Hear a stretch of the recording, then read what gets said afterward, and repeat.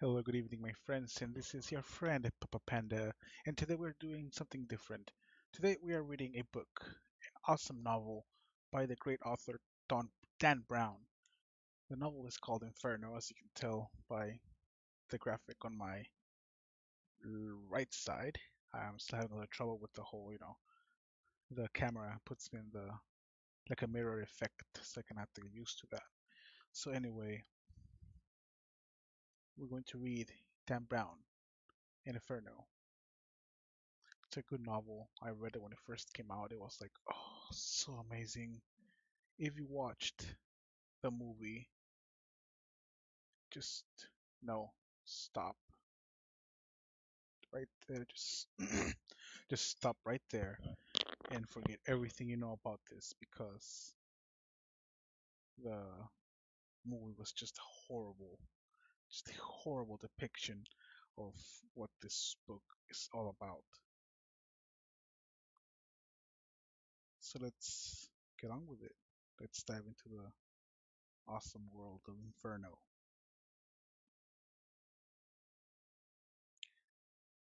The memories materialized slowly, like bubbles surfacing from the darkness of a bottomless well. A veiled woman, Robert Langdon, gazed at her across a river whose churning waters ran red with blood. On the far bank, the woman stood facing him, motionless, solemn, her face hidden by a shroud. In her hand, she gripped a blue tiny cloth, which she now raised in honor of the sea of corpses at her feet. The smell of death hung everywhere. "Seek," the woman whispered, "and ye shall find." Langdon heard the words as if she had spoken them inside his head. "Who are you?" he called out, but his voice made no sound. "Time grows short," she whispered. "Seek and find." Langdon took a step toward the river, but he could see the waters were blood red and too deep to traverse. When Langdon raised his eyes again to the veiled woman, the bodies at her feet had multiplied. There were hundreds of them now, maybe thousands, some still alive, writhing in agony, dying in unthinkable deaths, consumed by fire, buried in feces, devouring one another. He could hear the mournful cries of human suffering echoing across the water. The woman moved toward him, holding out her slender hand as if beckoning for help. "Who are you?" Langdon again shouted. In response, the woman reached up and slowly lifted the veil from her face. She was strikingly beautiful, and yet older than Langdon had imagined, in her 60s perhaps. Stately and strong, like a timeless statue, she had a sternly set jaw, deep, soulful eyes, and long, silver-gray hair that cascaded over her shoulders in ringlets. An amulet of lapis lazuli hung around her neck, a single snake coiled around a staff. Langdon sensed he knew her, trusted her, but how? Why? She pointed now to a writhing pair of legs, which protruded upside down from the earth, apparently belonging to some poor soul who had been buried head first to his waist. The man's pale thigh bore a single letter written in mud. R. R. Langdon thought, uncertain, as in, Robert? Is that me? The woman's face revealed nothing. "Seek and find," she repeated. Without warning, she began radiating a white light, brighter and brighter. Her entire body started vibrating intensely, and then, in a rush of thunder, she exploded into a thousand splintering shards of light.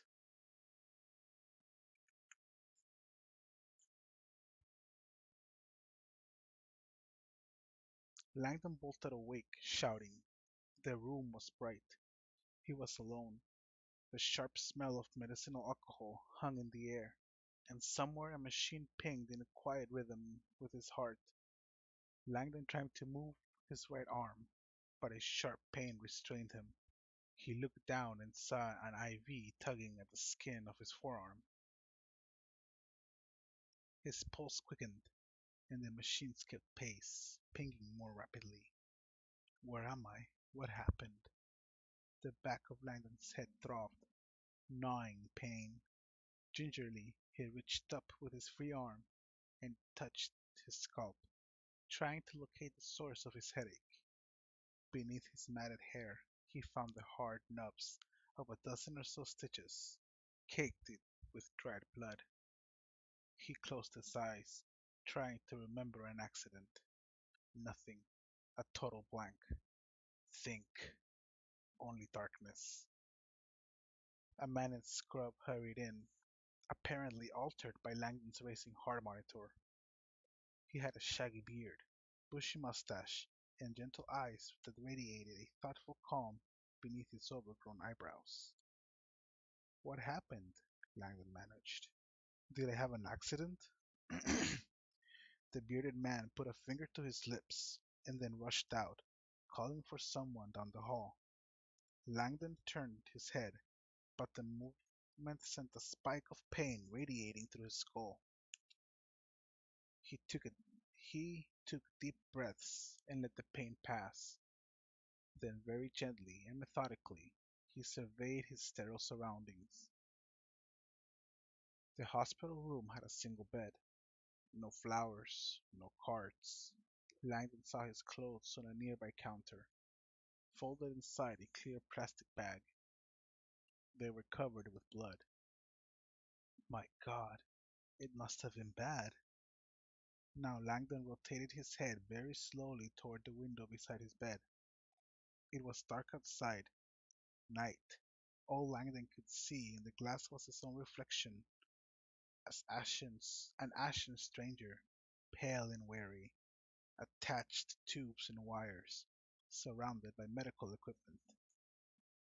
Voices approached in the hall, but Langdon turned his gaze back toward the room. The doctor returned, now accompanied by a woman.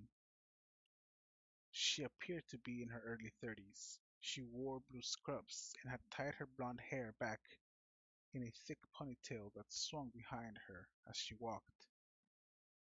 I am Dr. Sina Brooks, she said, giving Langdon a smile as she entered. I'll be working with Dr. Marconi tonight. Langdon nodded weakly. Tall and lissom, Dr. Brooks moved with the assertive gait of an athlete. Even in shapeless scrubs, she had a willowy elegance about her. Despite the absence of any makeup that Langdon could see, her complex her complexion appeared unusually smooth, the only blemish a tiny beauty mark just above her lip. Her eyes, though a gentle brown, seemed unusually penetrating, as if they had witnessed a profundity of experience rarely encountered by a person her age. Dr. Marconi doesn't speak much English, she said, sitting down beside him, and he asked me to fill out your admittance form. She gave him another smile. Thanks, Langdon croaked. Okay, she began, her tone businesslike. What is your name? It took him a moment. Robert Langdon. She shone a penlight in Langdon's eyes. Occupation? This information surfaced even more slowly. Professor. Art History and Symbology. Harvard University. Dr. Brooks lowered the light, looking startled. The doctor with the bushy eyebrows looked equally surprised. You're an American? Langdon gave her a confused look. It's just, she hesitated. You had no identification when you arrived tonight. You were wearing Harris tweed and Somerset loafers, so we guessed British. I'm American, Langdon assured her, too exhausted to explain his preference for well-tailored clothing. Any pain? My head, Langdon replied. his throbbing skull only made worse by the bright penlight. Thankfully, she now pocketed it, taking Langdon's wrist and checking his pulse. You woke up shouting, the woman said. Do you remember why? Langdon flashed again on the strange vision of the veiled woman surrounded by writhing bodies. Seek and you shall find. I was having a nightmare. About? Langdon told her. Dr. Brooks' expression remained neutral as she made notes on a clipboard. Any idea what might have sparked such a frightening vision?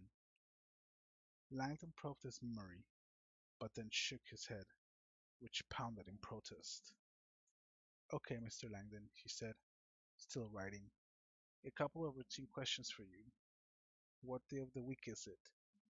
Langdon thought for a moment. It's Saturday. I remember earlier today walking across campus, going to an afternoon lecture series, and then that's pretty much the last thing I remember. Did I fall? We'll get to that. Do you know where you are? Langdon took his best guess. Massachusetts General Hosp- Massachusetts, Massachusetts General Hospital. Dr. Brooks made another note. And is there someone we should call for you? Wife? Children? Nobody, Langdon replied instinctively. He had always enjoyed the solitude and independence provided him by his chosen life of bachelorhood, although he had to admit, in his current situation, he'd prefer to have a familiar face at his side. There are some colleagues I could call, but I'm fine. Dr. Brooks finished writing, and the older doctor approached, smoothing his bushy eyebrows. He produced a small voice recorder from his pocket and showed it to Dr. Brooks. She nodded in understanding and turned back to her patient. Mr. Langdon, when you arrived tonight, you were mumbling something over and over. She glanced at Dr. Marconi, who held up the digital recorder and pressed the button. Our recording began to play, and Langdon heard his own groggy voice, repeatedly muttering the same phrase. Ve, sorry, ve, sorry. It sounds to me, the woman said, like you're saying very sorry, very sorry. Langdon agreed, and yet he had no recollection of it. Dr. Brooks fixed him with a disquietingly intense stare. Do you have any idea why you'd be saying this? Are you sorry about something? As Langdon probed the dark recesses of his memory, he began. He again saw the veiled woman. He was standing on the banks of the blood-red river, surrounded by bodies. The stench of death returned. Langdon was overcome by a sudden instinctive sense of danger, not just for himself, but for everyone. The pinging in his heart monitor accelerated rapidly. His muscles tightened, and he tried to sit up. Dr. Brooks quickly placed a firm hand on Langdon's sternum, forcing him back down. She shot a glance at the bearded doctor, who walked over to a nearby counter and began preparing something. Dr. Brooks, however, hovered over Langdon, whispering now, Mr. Langdon, anxiety is common with brain injuries, but you need to keep your pulse rate down. No movement, no excitement. Just lie still and rest. You'll be okay. Your memory will come back slowly. The doctor returned now with a syringe, which she handed to Dr. Brooks. She injected its contents into Langdon's IV. Just a mild sedative to calm you down, she explained, and also to help you with the pain. She stood to go. You'll be fine, Mr. Langdon. Just sleep. If you need anything, press the button on your bedside. She turned out the light and departed with the bearded doctor.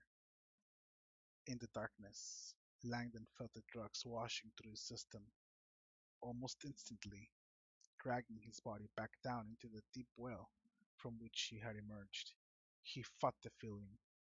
forcing his eyes open in the darkness of his room. He tried to sit up, but his body felt like cement. As Langdon shifted, he found himself again facing the window. The lights were out, and in the dark glass, his own reflection had disappeared, replaced by an illuminated skyline in the distance. Amid a contour of spires and domes, a single regal facade dominated Langdon's field of view. Build, the building was an imposing stone fortress with a notched parapet and a 300-foot tower that swelled near the top, bulging outwards into a massive machico machicolated battlement.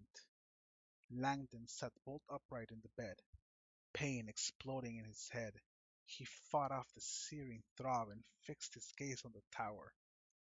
Langdon knew the medieval structure well. It was unique in the world. Unfortunately, it was also located 4,000 miles from Massachusetts. Outside his window, hidden in the shadows of the Via Torregali, a powerfully built woman effortless, effortless, effortlessly unstraddled her BMW motorcycle and advanced with the intensity of a panther stalking its prey. Her gaze was sharp, her close-cropped hair, styled into spikes, stood out against the upturned collar of her black leather riding suit. She checked her silenced weapon and stared up at the window where Robert Langdon's light had just gone out. Earlier tonight, her original mission had gone horribly awry. The coo of a single dove had changed everything. Now she had come to make it right.